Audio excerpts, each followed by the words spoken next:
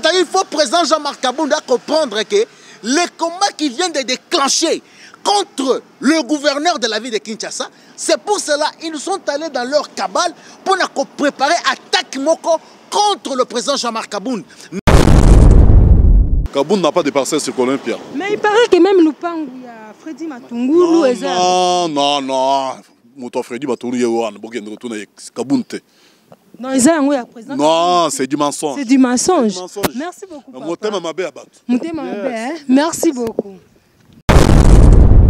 Il y a Freddy Matungulu. Il y a Freddy Matungulu. Dans à présent, on est à Jean-Marc Kabound. Il y a Freddy Matungulu, il y a Banda Kala depuis Kala, ils ont continué à toujours un avenir colonel Pia pour le président Jean-Marc Kabound a soumis le pango à 950 000 $. Dans une amont en boca. Nous n'avons pas besoin, il y a des journalistes corrompus, des journalistes des politiciens pour une miette d'argent pour que sa image. Il y a un homme d'État, un jeune homme qui a défendu l'état des droits dans ce pays, qui a défendu une grande partie, comme l'UDPS, notre parti, comme même l'UDPS jusqu'au pouvoir. Maintenant, bazolinga ko baby sa image. Il y a le président Jean-Marc Kabound. Bienvenue sur notre chaîne Congo France Télévision et un bino journaliste Gloria Kenge. L'on a quitté des temps sur le terrain dans ma campagne précisément dans l'avenue Colonel Bia. Toye a kolandela nous rumeurs ezolobela tongo poko sur le président Jean-Marc Kabound par assombé le pan à 950 000 $ dans l'avenue Colonel Bia. Zinga na ma parcelle ya Freddy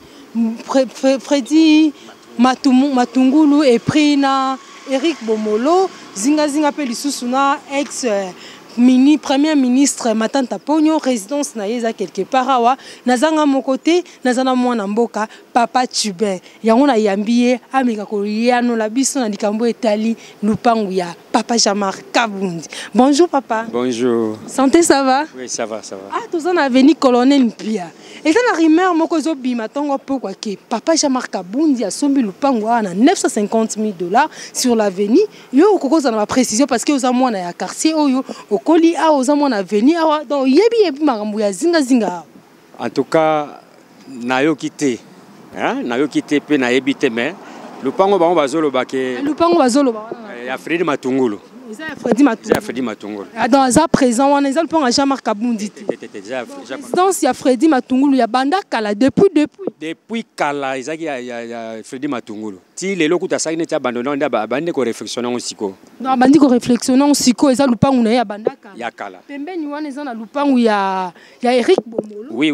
Namupandi wana. Namupandi wana il y a les pembe ni pe les sous résidence il y a Matata Pogno. Oui, Matata Pogno oui. Ça va moi Namboka. Merci vraiment pour la précision. Préciser biso sur l'avenue Colonel Pia. Okay. Merci beaucoup maman.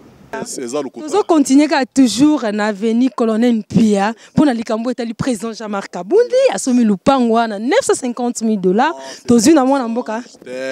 Eza quelque part na Olympia. Eza Kabound te.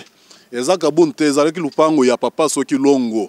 Azalaki soki général période de Mobutu. Mais à Baoutou déménager, ils ont vendu ça à quelqu'un d'autre. Bazawa Baoutou Kokotara Sikoy. Kabound n'a pas de parcelle sur Olympia. Mais il paraît que même Lupango, il y a Freddy Matungulu. Non.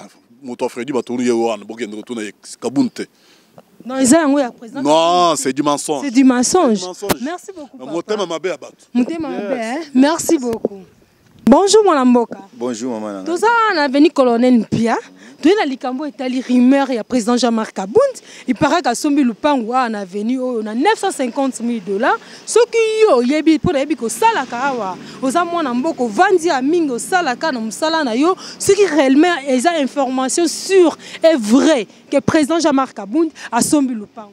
Bon, depuis na Zakoto, Mikono sur Zakoto, na tiré une information en athée. En tout cas, aucune idée. En tout cas, on a une information en athée. Ok, merci beaucoup, mon Amboka. Pardon, le pango en face, il y a hôtel La Quérette. Vous avez vu Mokolo Nango? Hôtel La Crevette. Hôtel La Crevette, c'est à Moulaï, ma part, moi, ça, ah. Wana eza lupangu ya politicien de Matungulu. Matungulu. Voilà. Ah. Yende ko lupangu. Nakala. Mbula nde toyebi. Bon, na yebi te so ateki mais na ndimité, na yebi pété. Mais na yebi nde ya Matungulu. OK. OK, merci beaucoup. Merci. Bonjour papa. Toko base kokoba na avenue Colonel Mpia. Pour ça, on a précision, information sur la Likambo Etali, Lupangu, président Jean-Marc Kabound, il y a 950 000 $. Bonjour, mon Amboka. Bonjour. Na sepel koyamba yo na imbilili ya Congo France Télévision. Pour te quitter toujours koye ba information sur réelle. Oh et ça que président Jean-Marc Kabound a sommi Lupangu na 950 000 $ na avenue Colonel Mpia. Bon, normalement, on a ça pendant 12 ans, mais aucune information, on a évité, mais on a évité. On a évité. Baloba somi avait a sommi Lupangu na avenue on a Colonel Mpia na 950 000 $. Mais la première fois, cette information, la première fois d'écouter cette information. Mais... Balobé est en face, il y a Lolo la crevette. Donc Lolo la crevette, Lupangu est à côté. Okoye ba mukolo concession na. À part kaka face na restaurant moi que je la kawana nemi kako ya Matungulu. Donc Lupangu on est à Matungulu parce que bon balobé a sombindi on est à Matungulu. À Matungulu depuis longtemps. Moi j'ai fait ici pendant 12 ans, na ba ya Matungulu. Ils à Matungulu. Matungulu pas teki ngo to kata rumeur kata teki ngo. Aucune rumeur. Aucune rumeur. OK, merci beaucoup mon Amboka. Je vous remercie. Mon Amboka, Banamboka, Toyib Bino, Bilili ya Congo France Télévision, ils ont gagné pour nous aider bino. S'il s'agit d'enquête, tu dois quitter, tu enquêter, tu quitter sur le terrain, tu interviewer Batou, tu le côté vraiment sous-marin, tu le vraiment information sur autre que l'obéla, Banamboka. N'ango wana tu quittaki, tu interviewer Batou, tu suis vraiment la vraie réponse, source d'information, tu suis information où il y a actualité. Sire ko permettre batu bayeba nini ezoleka na mboka na biso Congo nani aza moyini ya congolais nani aza malamu na congolais na ba autorité na biso eloko ni bazo sala ya malamu eloko ni bazo senga bazo sala ya mabe na yango wana aza na leki ya Jean-Marc Kabound tozo atteint ko sola na Elisus. Bonjour mon amour. Bonjour maman. Ah, tu es sur l'avenue Colonel Mpia. Batabilili ya Congo France Télévision. Basana pona kolanda biso likambo etali mingu nungu rimer sur le président Jean-Marc Kabound. Ya yango wana yo mekana ko limbola pour enquêter trop. Tu as vraiment la source, la vraie information. Tu quittes sur le terrain. Yo mekana ko limbola batu bazolanda biso. En tout cas maman, merci beaucoup pour la musala malam bozo katia kosala. Merci beaucoup. C'est ça le journaliste d'aujourd'hui. Merci. Nous n'avons pas besoin, il y a des journalistes corrompus, des journalistes oyo baza sima, il y a des politiciens pour une miette d'argent pour ko baby sa image. Il y a un homme d'État, un jeune homme qui a défendu l'état des droits dans ce pays, qui a défendu une grande partie, comme l'UDPS, notre parti, comme même l'UDPS jusqu'au pouvoir. Maintenant, bazolinga ko baby sa image. Il y a président Jean-Marc Kabound. En tout cas, de ma part, en tant que l'éca président Jean-Marc Kabound, na pesio, merci beaucoup. Merci. Merci. Na banzi ke binomoko, ba téléspectateurs, bolandi. Bokolanda ba événement sur le terrain oyo to kitaki lelo sur le terrain pour na koyeba banani baza kati ya ko bebisa image ya oyo toza na yeb lelo le président Jean-Marc Kabound na banzi lupango yango na bomoni yango c'est le parcelle de notre ancien ministre et puis il occupe une grande rôle lelo na kati ya banque africaine. C'est le parcelle du Freddy Matungulu. C'est le parcelle qui est justement en face. Il y a hôtel Lolo la crevette. La crevette. Et ça le pan où il y a Freddy Matungulu. Est-ce que toi qui es na Freddy Matungulu, est-ce que tu as le pan ou ana? Ah bien t'es quitté. Bah écoute à bongi c'est un lisusu. À bongi c'est un lisusu. Alors ça c'est sous misala makasi. Pourquoi pas pourquoi on linga ko baby ça image à président Jean-Marc Kabound. Toi que le pan où est landi. On a kutu ya Freddy Matungulu et ça le pan où il y a Eric Momolo. Eric Mumbolo. Le pan tout ça, toute cette avenue, l'avenue Colonel Mpia, après Bamapango, il y a Cardinal Mosengo. Il y a un conseiller du président de la République, Azawana. Il y a gouverneur. Gouverneur, Gentini Ngobila. Aza tout justement après le Pangouana. Il y a un conseiller, un gouverneur Gentini Ngobila. C'est-à-dire qu'il faut le président Jean-Marc Kabounda comprendre que les combats qui viennent de déclencher contre le gouverneur de la ville de Kinshasa, c'est pour cela qu'ils sont allés dans leur cabale pour préparer attaque moko contre le président Jean-Marc Kabounda. Mais 520 gigas, c'est un homme intègre. Kabounda n'est pas venu au pouvoir. Kabounda, lui de pèse aujourd'hui, tu as un pouvoir pour le peuple congolais. Non, Kabounda c'est un fonctionnaire de l'État. Aujourd'hui, il occupe une grande personnalité, une grande place dans notre pays qui est le premier vice-président de l'Assemblée nationale. Il peut se réjouir dans mon le peuple congolais.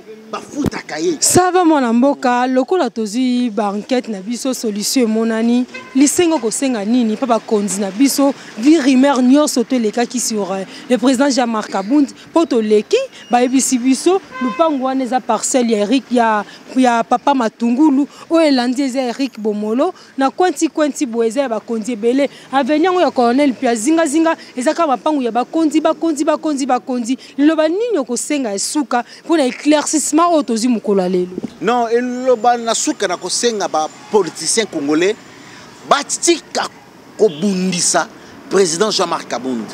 Jean-Marc Kabounda, c'est un homme de droit. Jean-Marc Kabounda, c'est celui qui prône la lutte contre le détournement, c'est-à-dire la lutte contre les richesses. Lutte contre la richesse. Quand le président de la République, Kalansaki, une fois lui de place au pouvoir, nous allons lutter la lutte contre la richesse. Quelle richesse que le président de la République avait parlé? C'est une richesse non justifiable. Bon, là qui a Jean-Marc Kabounda, tous en terrain, tous bon, il témoigne en boca. Jean-Marc Kabounda, le quoi, bolobi, le pan ouané, le pan ouané, papa Matungulu. Au bon, ça va tomber qui on a n'enga coucou. Non. Je vous dis la vérité. So mikanda pe bata mina Matungulu alobi na bomba nanu na sala semblant eleka nanu mupepo eleka sima président ko récupérer ngo to ko bwaka nanu atie ba locataire pour kanyaka l'État et kende sango ke yemta yibaki asala ki boy asali non semblant. Maman, je vous dis la vérité. D'abord ce ko tali vidéo oh ils ont circulé sur les réseaux sociaux ya lupango wana. C'est l'actuelle parcelle que Jean-Marc Kabounda a vendre. Basé en ces images, tant le pan est en chantier. Est-ce que le pan est en face? Il y a le crevette. Est-ce que cette parcelle le pan est en face, il y a la crevette, le chantier. Ce n'est pas en étage, mais si mais cause à l'étage. Non. Peut-être cause à la chantier la cima. Chantier cause à la cima. Chantier cause à la cima. Moi Nakati a le pan. Moi je. Bon c'est Zakop. Ezakop ya président na papa Matungulu. A sombi na enanu. A bombi. Mbala sima. A koya ko récupérer le pangu na ye. Pour ça la maranango. En tant qu'un homme politicien habite dans sa l'assemblée nanu. Mon pepo eleka. Mais zango le pangu na vie. Boma moto. Lenga ngo le quoi ba le faire réflexion. Non ba bongi sango lisusu. Ba bongi sango lisusu. Même si ka président mutazo bongi sango. Jean-Marc Kabounda peut-être mutazo bongi sango. Asali sembla bi vieto boma na moto. Est-ce que l'adversaire, il y a le président Jean-Marc Kabounda. On a balancé que Jean-Marc Kabounda son. Est-ce que Baïbi Sibiso le prend les Africains Matungulu? Baïbi Sibiso les Africains Matungulu. Mais peut-être via Bomi Moto. Yonga na biso via peut-être Bomi Moto. Via peut-être Bomi Moto. Le besango le pangu nanga mais le koto sombi to yokani biso mbale to boma moto to sala semblant mais na ko récupérer nanga. OK. Nazo le bisa yo boy. Est-ce que bisonga na yo to kiti sur le terrain? Nous avons trouvé à travailler à Freddy Matungulu Nakati. Selon votre investigation, selon les commissionnaires au bassin sur place, est-ce que le pan wana batekiamo? Et quand la COP est bon non. Et quand la COP est bon bomba sali semblant et arrive à Kanango, c'est un politicien ko ba non na bomba moto sima na ko récupérer le pan nanga sima pour que ba ko loba ke na lié kanya ka l'état pour na ko bomba secret wana vie bomba moto na no sa nanga misala menando yati. Non, je vous dis la vérité. Selon les informations que nous avons accueillies avec vous sur le terrain, cette parcelle n'est ni à vendre, cette parcelle, on n'a pas vendu ça, cette parcelle, c'est le parcelle privé, c'est la résidence du Freddy Matungulu. Ok, merci beaucoup. Leki a Jean-Marc Aboun, mon amboka. Na sepeli image, Batika obebi sa image, mais Kanyaka na peut-être Leki Kanyaka l'État. Kanyaka l'État peut se lier maki. Nazo yebisayo, l'essentiel, ce sont les informations que vous avez accueillies. Parce que peut-être votre population peut cause à la sûreté. Mais cause à la sûreté dans le problème oyo. Ok, je vous dis ceci. Les adversaires du président Jean-Marc Abound, bah oh bah Monique Jean-Marc Abound vient de déclencher encore une guerre contre la gestion de la vie de Kinshasa. Yangonde Moni ba binisi eloko wana. Est-ce que vous assumez? Je connais bien les hommes politiques. Est-ce que vous assumez? Je connais bien l'homme politique congolais. Tu connais bien l'homme politique congolais. L'homme politique congolais n'aime pas la vérité. Pourquoi depuis longtemps? Pourquoi seulement quand Jean-Marc Aboun a déclenché la guerre pour la gestion chaotique de la ville de province de Kinshasa? Que vous venez pour nuire maintenant image. Parce que le peuple quinoise Lelo, que Jean-Marc Aboun incarne en lui l'esprit du changement. Il incarne sur quoi? Il incarne pourquoi? Sur quoi? Sur quoi? Il a déclenché la guerre contre le FCC. Il nous avait dit, les Égyptiens que vous voyez aujourd'hui, vous ne les verrez plus jamais. Est-ce qu'aujourd'hui on parle du FCC? Est-ce qu'aujourd'hui on parle des Chadari? Est-ce qu'aujourd'hui on parle de Mabunda? Est-ce qu'aujourd'hui on parle de Ilunkamba? On a vu en lui la rigueur. On a vu en lui les valeurs qui incarnent les changements pour le peuple congolais. Yangona Monique avec Kaboun. Vous voyez, Kaboun c'est un homme. Moussa Pilia Pamba Soka Finio Moussapi.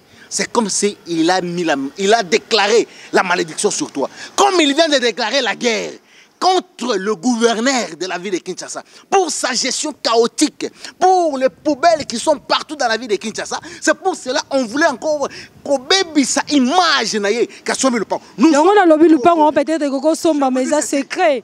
Et Coco Somba, on appelle ça secret, ça secret, Batami. Et ça secret, si vieux Matungu, le bon moment, on a récupéré Sima. Est-ce que je vous dis ceci? Je vous dis ceci. Nous sommes entrés avec vous dans la parcelle. Nous sommes devant la parcelle du Freddy Matungoul. Est-ce que cette parcelle est en étage? Ce n'est pas en étage, ce n'est pas en étage, mais ce n'est pas en étage. Écoutez, écoutez, non. Ma réponse est ceci. Nous sommes entrés avec vous. Réponse c'est moi qui pose la question et non. La parcelle ne plus en étage. Et cette construction que nous avons vue, c'est l'actuelle maison qui habite notre président Jean-Marc Abound. Et la parcelle qui est sur le colonel Pia, c'est la résidence d'une autorité de notre pays. Merci beaucoup, merci beaucoup, merci beaucoup, merci. Je voulais dire aux adversaires de Jean-Marc Abound, Bokoluka président 520 gigas Bokomon a été. Merci. 520 gigas ba yeto yena pouvoir pour na ko bundisa banti valeur. To yena pouvoir pour na to tonga banak to vendre dans ma campagne. Vous voyez là où il habite. C'est à Kingabo au fond. Et si kaba ministre et si kaba tout ya régime passé ba ko vendre té. Bisika na bango yangwana. Toza na yo oyuko combien des autorités bazana kati vini. Bon merci beaucoup mwana mboka. Merci. Merci à Lolengo Leki na micro ya Congo France Télévision. C'est-à-dire que c'est faire que non, que je vive dans les opulences. Non, lui, nous sommes venus au pouvoir pour servir le peuple congolais. Merci. Nous ne sommes pas venus au pouvoir pour acheter les parcelles. La parcelle appartient à monsieur Freddy Matungoulou, c'est sa résidence. Ses frères sont là, ses travailleurs sont là, ses gardiens sont là, et nous sommes avec vous devant la parcelle. La parcelle n'est plus en étage. Merci. La parcelle que notre président habite, c'est connu par tous. Notre président Azovanda n'a siège électoral na Moamba, na Kingaboa. Tout le monde connaît la parcelle du président Kabound. À Bombate, Baloba Awakeno, a engagé les Chinois. À Bombate, c'est sa résidence. Il occupe ça. Mais combien plus votre raison, Kabound aya na ma campagne pour y bomber les besoins. Kabound a bomba kate pour banga kamututé a banga nan. Ce que sommet l'eau qu'on a eu aux yeux de tout le monde. Merci. Mais une parcelle à 950 000 $. Yangwa neza Freddy Matungoul. Vous voyez, Zinga Nyoso, c'est toujours le gouvernorat de la province. Merci. De Kinshasa. Par conseiller à gouverneur. Merci beaucoup. Merci Leki. Vous voyez maintenant là où vient les combats. Merci beaucoup. Merci. Le peuple congolais découvrir si comment est outil. Jean-Marc Kabound, nous allons avec cet combat pour la ville province de Kinshasa. Toko Kenenango tina suka tokobanga te mutu akobangisa te biso IDPS nde tobangisaka biso IDPS nde tolongolaka mais biso IDPS bakolongola biso te le pouvoir que nous avons aujourd'hui ti mokolo yesu akoya c'est juste mutu tokosala na remise reprise je vous dis ceci après Félix Tshisekedi donc je vous dis en 2023 bozala kaka tokozala kaka bon sûr merci beaucoup mwana mboka merci beaucoup merci na balindigné sozaki liboso ya tono ike na biso ya Congo France Télévision merci na bandeko na ngai merci na Noeli Mbouyi mwana barumbu ya solo mwasi ya Moindo merci à mon boss Israël Chimanga depuis Canada merci beaucoup à mon boss Serge Makila, Mwana Mboka, les dragons de la monnaie. Merci na famille Kenge Mobimba. Merci na Maria Mboyo, Julie Kenge, Cathy Kenge, Naomi Kenge. Bisous à Patricia Lova. Merci à la Congo France.